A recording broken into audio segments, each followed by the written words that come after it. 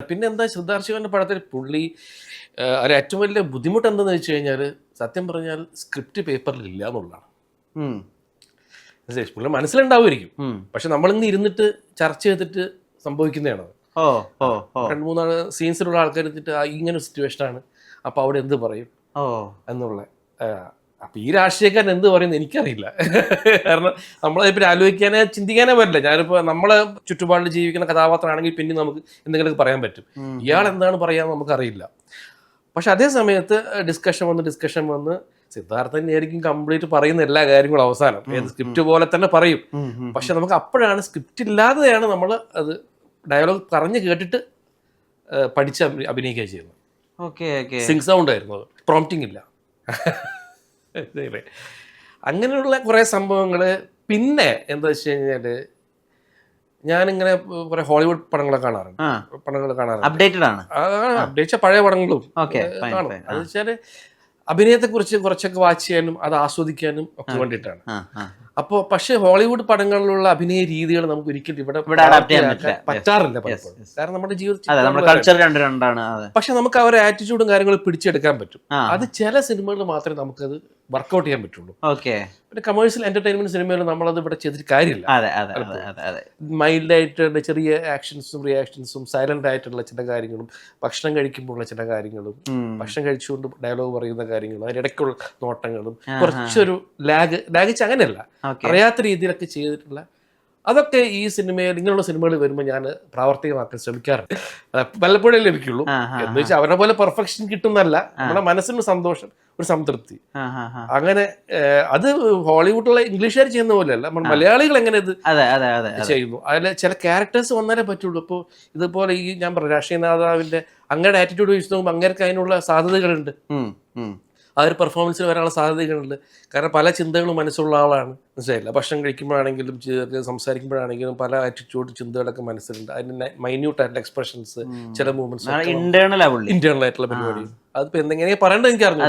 പക്ഷെ അതൊക്കെ ഞാൻ അറിയാതെ കൊണ്ടുവരാൻ വേണ്ടി ശ്രമിച്ചിട്ടുണ്ട്.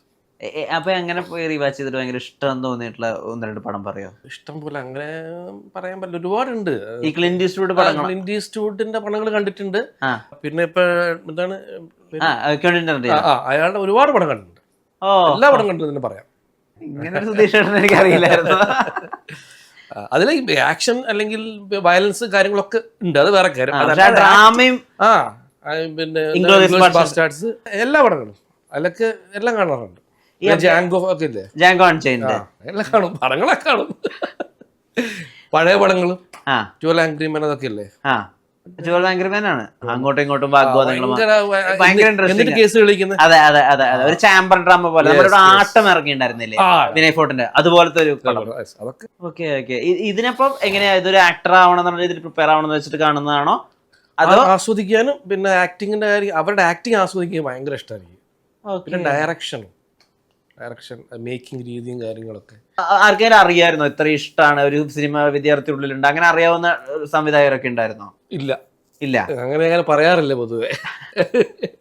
അല്ല, ഈ അടുത്തായിട്ട് ഇങ്ങനെ സിനിമകളെ കണ്ടു തുടങ്ങിയത്. പണ്ടൊക്കെ ഞാൻ അങ്ങനെ ഈ പടങ്ങളൊന്നും പണ്ട് കണ്ടിട്ടില്ലല്ലോ. പണ്ട് നമ്മൾ കാണുന്ന ഇംഗ്ലീഷ് പടങ്ങൾ എന്ന് പറഞ്ഞാൽ തീവണ്ടിക്ക് ശേഷം ട്രാൻസ്ഫോർമേഷൻ ആയിരിക്കും. തീവണ്ടിക്ക് ശേഷമായിരിക്കും കൂടുതൽ ഇങ്ങനെയുള്ള സിനിമകൾ കാണുന്നതൊക്കെ. കറക്റ്റാണ്. രുദ്രാക്ഷൻ എത്രമാത്രം കൈയുണ്ട് ഇതില്? ഒരുപാടുണ്ട്. അവരാണ് ഓരോ സിനിമകൾ തപ്പിപ്പിടിച്ച് കാണിച്ച് കൊണ്ടുതരുന്നത് എനിക്ക് തോന്നി. അദ്ദേഹം പറഞ്ഞിട്ട് സീരീസുകളൊക്കെ കാണലുണ്ട്. ഏത് വെബ് സീരീസുകളൊക്കെ കാണും? വെബ് സീരീസ് മറ്റേ ഇതാണ്, എന്താ മറ്റേ ബ്രേക്കിംഗ് ബാഡ് അല്ലേ, അതൊക്കെ കിട്ടില്ല. ബ്രേക്കിംഗ് ബാഡ് ഒക്കെ ശരിക്കും കാണേണ്ട ഒരു പിന്നെ പിന്നെ ഇപ്പൊ അടുത്ത് കണ്ടില്ല, ആ സമയത്ത് ഇറങ്ങിയ വെബ് സീരീസ് 2-3 കണ്ടിട്ടുണ്ട്. ഗെയിം ഓഫ് ത്രോൺസ് പിന്നെയുണ്ട് ആ സമയത്ത് ഇറങ്ങി അയാളുടെ അഡ്വക്കേറ്റിന്റെ ഒരു വെബ് സീരീസ് ഇല്ലേ, ബെറ്റർ കോൾ സോൾ. സുധീഷന്റെ ഇപ്പത്തെ അവസ്ഥക്ക് ചൂസ് ചെയ്യുന്ന റോളുകൾക്ക് കാണാൻ പറ്റിയ സീരീസുകൾ അതൊക്കെ. അതായത് സുധീഷനൊക്കെ അങ്ങനത്തെ വേഷങ്ങളൊക്കെ നമുക്ക് പ്രയോഗിക്കാൻ പറ്റും. അത് എപ്പോഴെങ്കിലൊക്കെ പറ്റുമായിരിക്കും, സംഭവിക്കാം. നല്ല ഡയറക്ടേഴ്സ് വരണം, ചെയ്യാം. ഇപ്പൊ വേഷങ്ങളായിട്ട് വരുന്ന ആളുകളുടെ ഒരു ആവശ്യമായിട്ട് എന്താ സുധീഷേട്ടൻ മനസ്സിലാക്കുന്നത്? സുധീഷേട്ടൻ എന്ത് പ്രതീക്ഷിക്കുന്നു എന്നാ തോന്നുന്നത് ഒരു ഡയറക്ടറോ റൈറ്ററോ സമീപിക്കുമ്പോ? ഇപ്പോഴോ?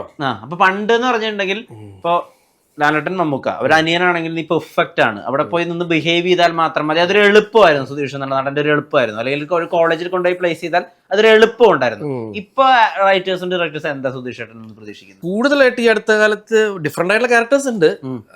പക്ഷെ എന്താ ഒരു പാവപ്പെട്ട അച്ഛൻ എന്നൊക്കെ പറഞ്ഞിട്ടുള്ള സംഭവങ്ങൾ കുറച്ച് അധികം ഇടയ്ക്ക് വന്നിരുന്നു. പല ആൾക്കാരെ വിളിക്കുമ്പോൾ അങ്ങനെ ഉണ്ടായിരുന്നു. അത് കുറച്ച് മാറിയിട്ടുണ്ട് ഇപ്പൊ ഒരിക്കലും ഞാൻ വിചാരിച്ചില്ല ധീരനിലെ ജോപ്പൻ എന്നെ വിളിക്കുന്നുള്ള കാര്യം. കാരണം അത്രയധികം കൗണ്ടേഴ്സും അത്രയധികം തിയേറ്റർ റെസ്പോൺസും വരേണ്ട ഒരു കഥാപാത്രമാണത്. അപ്പൊ അങ്ങനെ ഒരു ഭയങ്കര ഡിഫറെന്റ് ആയിട്ടുള്ള ഒരു പരിപാടിയാണ്. ഇപ്പൊ ഡിഫറെന്റ് ആയിട്ട് വിളിക്കുന്നുണ്ട് ക്യാരക്ടേഴ്സ്. അതാണ്. അപ്പൊ ഏതെന്ന് ചോദിച്ചു കഴിഞ്ഞാൽ ഏജ് വെച്ച് നോക്കുകയാണെങ്കിൽ ഇപ്പൊ ഒരു 45 തൊട്ടിട്ട് ഒരു 65 വരെയുള്ള ഏജിലുള്ള കഥാപാത്രമാണ് കൂടുതലും വിളിച്ചുകൊണ്ടിരിക്കുന്നത്. അതിന്റെ പല സ്വഭാവങ്ങളുള്ള രീതിയുണ്ട്, നെഗറ്റീവ് ആവാം ഒക്കെ. അപ്പൊ അതിനൊക്കെ മാറിയിട്ട് ഒരു ഡിഫറെന്റ് ലുക്കില് ഒരു പരിപാടി ചെയ്യാൻ പറ്റി ധീരനില്. അതെനിക്ക് സത്യം പറഞ്ഞാല് അത് കഥ കേട്ടപ്പോൾ തന്നെ, അല്ലെങ്കിൽ കഥാപാത്രത്തെ പറ്റി കേട്ടപ്പോൾ തന്നെ എനിക്ക് ഭയങ്കര ആവേശമായിരുന്നു. പിന്നീട് അവിടെ ലൊക്കേഷനിൽ ചെന്നിട്ട് ആ രൂപം അങ്ങനെ ആക്കിയെടുത്തപ്പോൾ ഭയങ്കര ഹാപ്പിയായി. പിന്നെ ഞാൻ അതിലേക്ക് അങ്ങോട്ട് ഇൻവോൾവ് ആയി എന്നുള്ളതാണ് സത്യം. സത്യമായിട്ടും കാണുമ്പോൾ നമുക്ക് പണ്ടൊക്കെ ഈ മാമുക്കോയ സാറും അല്ലെങ്കിൽ പപ്പു ഒക്കെ ചെയ്യുന്ന വേഷങ്ങളുണ്ടല്ലോ, അതിനെ മൊത്തത്തിൽ ആവാഹിച്ചെടുത്ത് ചെയ്ത പോലെയാണ് തോന്നുന്നത്. കാരണം അവരാണല്ലോ അങ്ങനത്തെ ക്യാരക്ടേഴ്സ് ചെയ്തിരുന്നത്. അതായത് പകല് മൊത്തം എന്തെങ്കിലും ജോലി ചെയ്യുന്നു, രാത്രി വേറെ എന്തെങ്കിലും ആയിരിക്കും അവരുടെ പരിപാടി. അത് നമ്മുടെ 80s അങ്ങനത്തെ ക്യാരക്ടേഴ്സ് ഉണ്ടായിരുന്നു.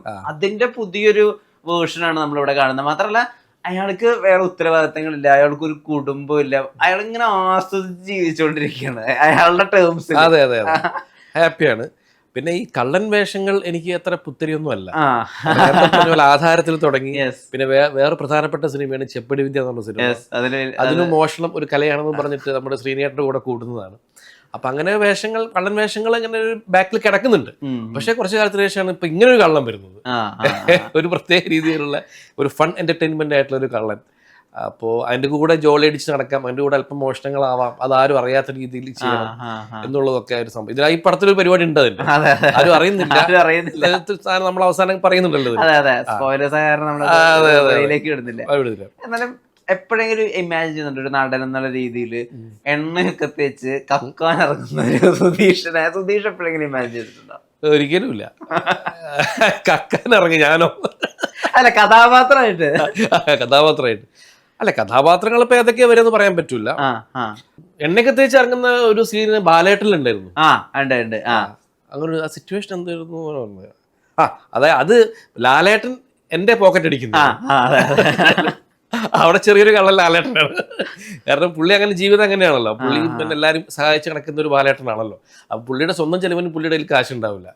അപ്പൊ അനിയന്റെ പോക്കറ്റിൽ പതുക്കെ എടുക്കുന്നത്. അപ്പൊ എണ്ണ കഴിച്ച് ഇങ്ങനെ പോകുമ്പോഴാണ് പുള്ളി പതുക്കെ അപ്പുറത്ത് ഒരു എടുക്കുന്നത്. അപ്പൊ ആ ഒരു സിറ്റുവേഷൻ പെട്ടെന്ന് ഓർമ്മ വന്നു ഇതിൽ എണ്ണ കഴിച്ച് അഭിനയിക്കുന്ന സമയത്ത്.